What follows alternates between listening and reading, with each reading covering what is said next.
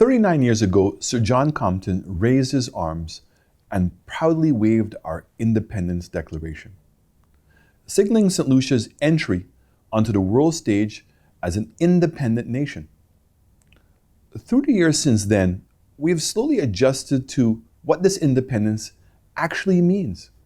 And as we celebrate our 39th anniversary, it's important to examine how far we have come, where we are, and where we need to go.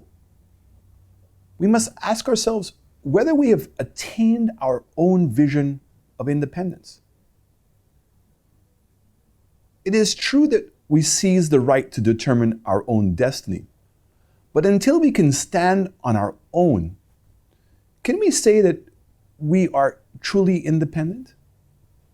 Today we remain constrained by the shackles of poverty, unemployment, inadequate and inaccessible healthcare, a stagnant education system, and an overdependence on foreign support. We now have to grapple with the challenges of global warming, largely caused by the first world nations, which continues to be of grave concern to us as we lack the economic and political might to effect changes to policy in those countries. Yet we suffer the effects of their policies. The catastrophic effect of last year's hurricane season on our small island neighbors, which are still reeling both socially and economically, are example enough. Whilst we cannot dictate policy to those countries, we can take steps to ensure that we build a more resilient infrastructure so that we are better equipped to deal with the effects of climate change. As the world changes, so must we. We must learn to be confident in our ability as a nation and as a people to chart a meaningful and sustainable way forward for future generations. Critical issues face my government, but we are determined to tackle them head on. Since being elected into office, we've seen the rate of unemployment drop, but it's still far too high. One unemployed St. Lucian genuinely looking for work is one person too many. Crime continues to increase, in particular gang-related and domestic violence. While we are aware that there are many root causes, people cannot continue to feel excluded, powerless, or hopeless.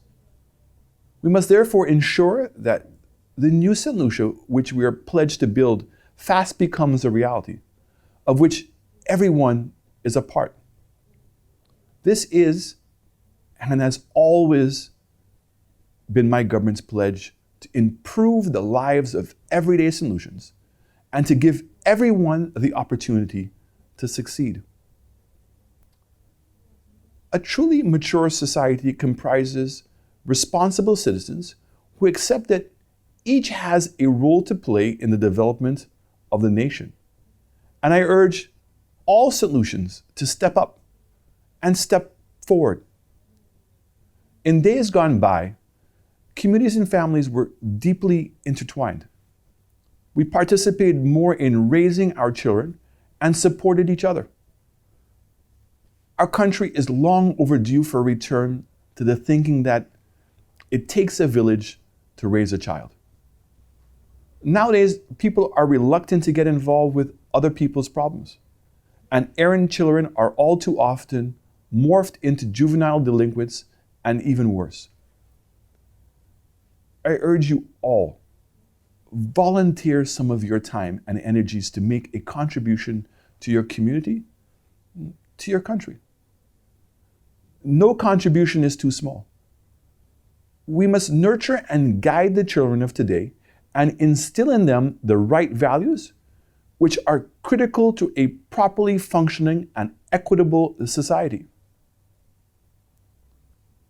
Discipline, hard work, faith in God, and sound family values are the foundation on which we have built and must continue to build our nation. Therefore, as a government, we encourage religious knowledge in our schools and prayer in our communities. Fellow Saint-Lucians, we've had no shortage of national heroes who embody our greatness and our ability to excel. Dame Cézanne Descartes, Teresa Hall, Sir Derek Walcott, Sir Dunstan St. Omer, Sir Arthur Lewis, just to name a few. We continue to be a free and stable democracy, and we have much to be proud of in that regard. But my government wants your participation to forge a path to real independence, where we can stand on our own 2 feet and achieve greatness. We did not look too far to see that this is possible. Despite insufficient resources and limited support, some of our national athletes stand shoulder to shoulder on the global stage with the best in the world. Laverne Spencer, Kimani Melius, Darren Sammy, Johnson Charles, Julian Alfred, Albert Reynolds, our young cricketers and boxers. They all continue to make us proud. In the music arena, despite challenges, Teddyson John, Ricky T, the Dennery segment, rising stars like Migos and Mata, Mighty and Sub-Ants, and Moto have been taking our local sound across the borders. And there are many others hot on their heels. The new plans unveiled at the National Sports Awards a few days ago show this government's commitment to the development of the youth. We will create world-class facilities to encourage our youth to pursue their dreams and to show them that we take their goals seriously. We support them, not only in our words, but more importantly, in our deeds. The evidence is clear that the youngsters who are engaged early in life are unlikely to be tempted by the lure of gangs, and it is our responsibility as a government and as a nation to create organized, wide-ranging community-based activities for our youth. This year, we're committed to launching our after-school coaching and learning programs, as well as our specialized schools with a dedication to athletics and the arts. On assuming office, we knew there would be some hard choices ahead. I want to reassure all Saint-Lucians today that we are not afraid to make them. There were no mixed messages in the election results. You wanted change. You wanted an equal chance at prosperity for everyone. And we remain resolute in our commitment to create real opportunities for all Saint-Lucians. The south of the island has been neglected for far too long. Too many have had to move to the north. Too many families have been torn apart in search of opportunity, whilst others have given up entirely. Let me say to you, the people in the south, your time has come. The Desert Star Holding Project, the new cruise ship terminal, the new airport terminal, the new Fairmont Hotel in Choiseul, the new resort development at Honeymoon Beach, will create jobs and opportunity the likes of which have never been seen before.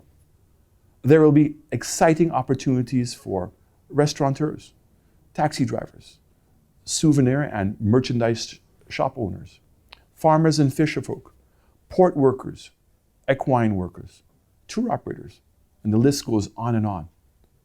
The horse racing shack, a part of the DSH, will attract enormous interest from equine enthusiasts from all over the world, and St. Lucia will benefit greatly from the increased attention.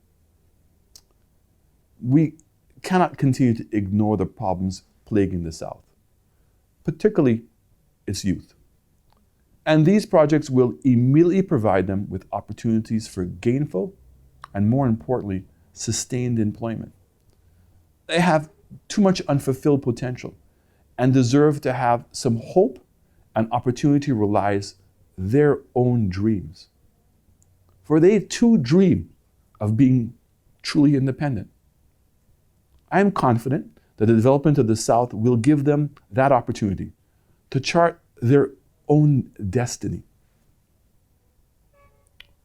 Why should the South not have its own Rodney Bay, its own port, its own bustling town, an airport we can all be proud of? If Sir John had listened to his detractors, we would have no Pigeon Island Causeway, no Roseau Dam, no Millennium Highway, no Rodney Bay Marina, and many other projects. Naysayers are so called because they never believe, and consequently, they never achieve. But as I have often stated, change does not usually come easily or without resistance. Left to the opposition, we would still be a colony. Imagine, they even opposed independence. Our independence. As your Prime Minister, I'm prepared to lead in making the necessary changes for the benefit of all St. Lucians. Wherever they may roam, our government has taken steps to create a more viable agricultural industry, to reduce our dependence on foreign suppliers. Creating and maintaining an adequate food supply for our citizens is also a major factor in our strategic development plan. Food security will not only make us more resilient, but also provide much needed support to our local farmers, fisherfolk, producers, allowing for more of our financial resources to remain at home and contribute to our local economy. As previously stated, the youth are a major focus of this administration and at the forefront of every strategy. We owe it to them to provide a dynamic and progressive education system which is relevant and up to the times. We must keep our people engaged and equip our workforce with the requisite skills and direction to compete not only locally, regionally, but also globally. The global marketplace demands a more savvy and technologically familiar workforce to fulfill the job market requirements, and our education system must adapt and encourage creative thinking. Feedback from the recently opened Ojo Labs in Vieux Fort on the first round of hires is tremendously encouraging and confirms that our young people are more than up to the task when given the opportunity. One of their new employees, Monty Francis, who is only a high school graduate, took the initiative, his own initiative, to write a script doubling the efficiency of an AI program done by PhDs. This artificial intelligence center is the first in the Caribbean region and is training our people in new technologies and equipping them with skills they can use anywhere in the world, making them globally competitive citizens. This is the kind of innovation thinking we want for our people. With projects such as Ojo Labs and the several hotel projects we have coming on stream, we anticipate a continuous decline in unemployment. We have seen phenomenal improvement in tourism arrivals. Stayover figures increased by 10.5%, and cruise ship arrivals by 16%. Port Castries has welcomed our first quantum class vessel, thanks to our newly extended berth at Point Seraphine. The increase in VAT rate has also meant, the decrease in the VAT rate has also meant more spending power in the hands of St. Lucians, which has contributed to an increase in the sales and a general increase in the optimism in the business sector. Belle Saint-Lucie, at 39 years of age, I am seeing signs of hope and change. I take this opportunity to call St. Lucians who reside beyond our shores to become more involved. St. Lucia needs you. And to those who can return home and get involved in the development of your nation, you must. You are part of us, and we are part of you. We welcome the skills, education, and experience you've received abroad, and we would value your contribution. To all St. Lucians, I pledge you that my government will not rest until we deliver upon the promises we made. I didn't seek office to maintain the status quo or simply boast many years from now that I was once the position of Prime Minister. We all ran for office because we believed and still believe in the potential of our country.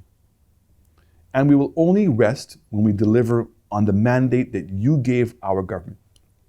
For we believe it is only through the execution of our vision and plans, which underpin this mandate, that our fair Helen can achieve its full potential and can achieve economic prosperity and social justice, and ultimately can achieve true independence for all, to all St. Lucians at home and abroad. Happy 39th anniversary. May God bless you all, and may God bless St. Lucia.